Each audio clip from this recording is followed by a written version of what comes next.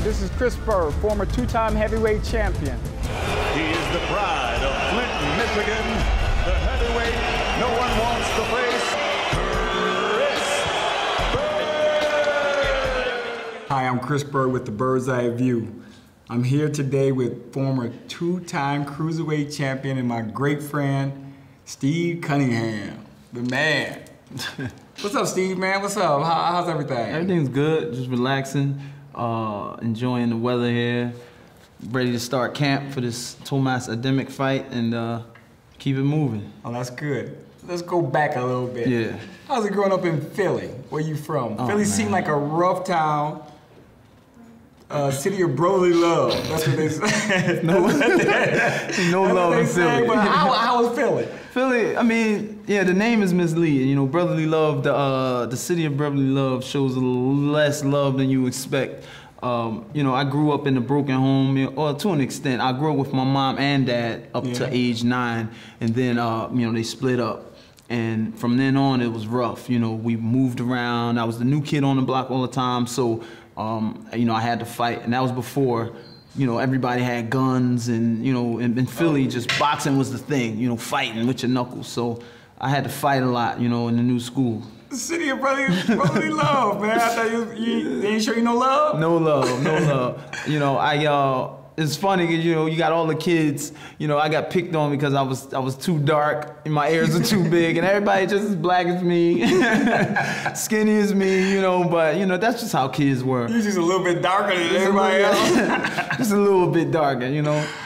Well, how'd you get started boxing? Because you got the style, you got a tight style. Thanks. And, you know, for me, coming out of the '92 Olympics and amateur and then pro, and I seen you come to Flint, Michigan to come spar with me. Yeah. I never even heard of you. Trying to beat him up. I know, you trying to bust me up. I never heard of you. Yeah.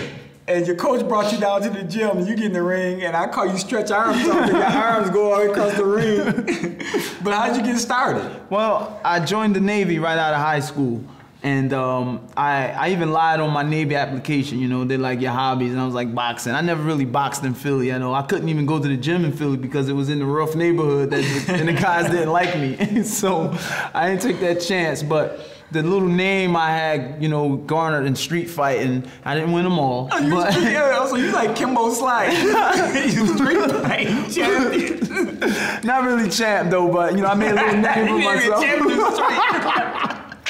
I made a little name for myself, and but so I felt like I was a little tough guy, but I wanted to learn to box. You know, I always had that in my heart. So I found out the Navy had a boxing team, and my base where I got stationed at in Norfolk, Virginia, was right next to the base that had the Navy boxing team. So every day after work, when we were in port, I would go to Little Creek Amphibious Base, and I would train, hit the bag by myself.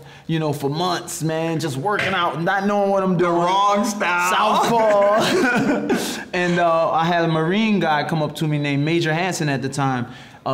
Crazy guy, man. This dude sparred with me. You know, he's an officer and I was enlisted. He sparred with me. He was just a rugged, old, tough guy. And he comes to me one day and is like, Steve, we got you a fight. So I'm like, all right, cool, you know? He's like, you know, you're gonna fight Israel Spencer. And this guy, Spencer, was the light heavyweight champ of the Navy. Wait,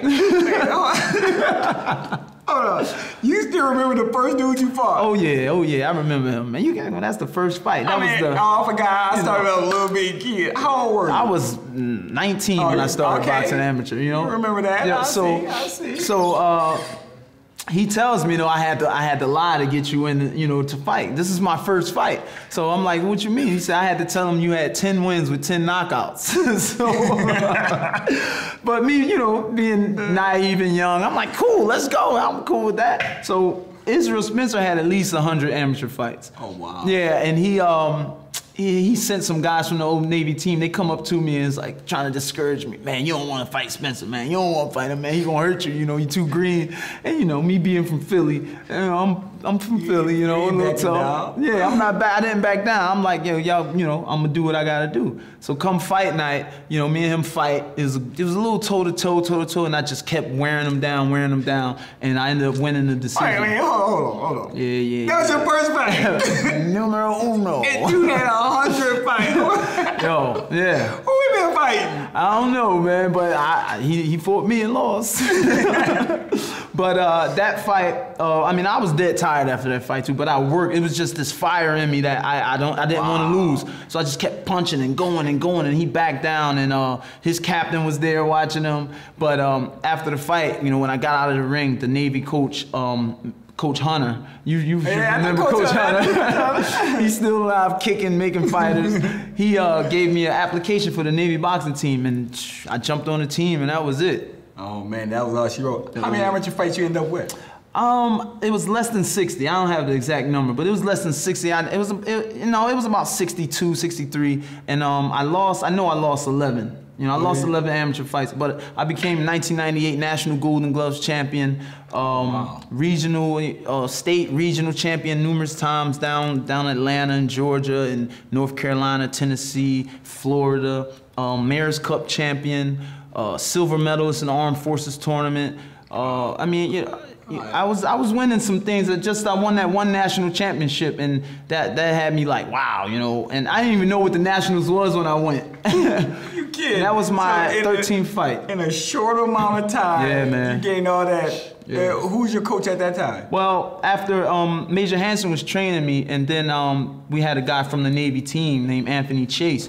He had got out of the Navy and he wanted to help the Navy boxing team back. Yeah, you know Chase. So he talked with Major Hansen, and Major Hansen understood I can only take you but so far. Yeah. This guy can help you get further. So you know me, you know the new fighter. I just want to go where the fight's at. And me and Chase became close. And Anthony Chase trained me throughout the rest of my amateur career and some of my pro career. Wow. Because when you came to Michigan, Chase brought you to Michigan. Yep. Come to spar with me. Yeah. You know, a little work. You was getting ready to turn pro. Little work, getting ready to turn pro. I was up and coming heavyweight. Yep. And we worked, like I said, I remember you had them long stretch arms, but you was getting ready to turn pro. Yeah. How was your journey and how was your transition into pro from amateur to pro, and how was the journey? The transition, it's a crazy thing because I you know, unlike you know, I wasn't an Olympian with a medal, but I mean, even though he knows how shady the business is, how funny and fickle it is. So it was when I decided to turn pro, I just didn't have the right connections. I thought it was supposed to be like this. I thought because I was a national champ, I should get a signing bonus. I thought I wanted a big promoter, and none of that really happened. We had a contract from Lou Duva, and my trainer didn't want to sign it because he felt it took him out the picture. But they had $5,000 on it, and I was like, yo, man, I'm hungry. I'm broke. I need to get this check. But I understood our relationship was more important than that little bit of money. So one Saturday, and I was always training. Even when I couldn't even make it to the gym, I was in my living room in my apartment with weights, shadow boxing. I had a track right around the corner from my house. I would just go run sprints. And one Saturday morning, I woke up from a call at about 11:30 in the afternoon, and it's Greg Elder, Ebo Elder's dad, another great amateur and good professional. And his dad called me and was like, Steve, I know you put your name out on the pro circuit. You want to fight tonight? Pro fight? Pro fight. He called me at about 12 o'clock Saturday. He's talking about fighting at about 7 o'clock Saturday evening. And I'm like, dang, who is the guy? And he was that a pro smoker? No, basically, but it was a pro fight because you got paid. And then me and my wife, who was my girlfriend at the time, we were living together. She was working. And she told me, we had an agreement, you know, I didn't have to get a job. I can do my work at the gym, be a boxer, and you know that was our plan. You know, she would take the finances then, and then later on, you know, once we're making money, you know, it'd shift. So that was our agreement. But me being a man, I wasn't making any money. You see, I'm in bed at 12 o'clock on Saturday. I'm like, oh man, I gotta do something. And he was like, it's $1,000 for 4 rounds. And I was like, I'm there. I needed that money. The guy I was fighting, he fought as an amateur with me also. And he turned pro, so it was his pro debut also. And we went to his backyard. Them dudes thought they were getting an opponent, and they got a butt whooping. Literally, his backyard. Yeah, literally. So we fought at his home gym, and I beat the kid, and I collected my $1,000 and went straight to Walmart. You You're crazy. This is the end of part 1 with the interview with Steve Cunningham. Part 2 will be next week, and he'll be fighting on NBC December 22nd. Check him out.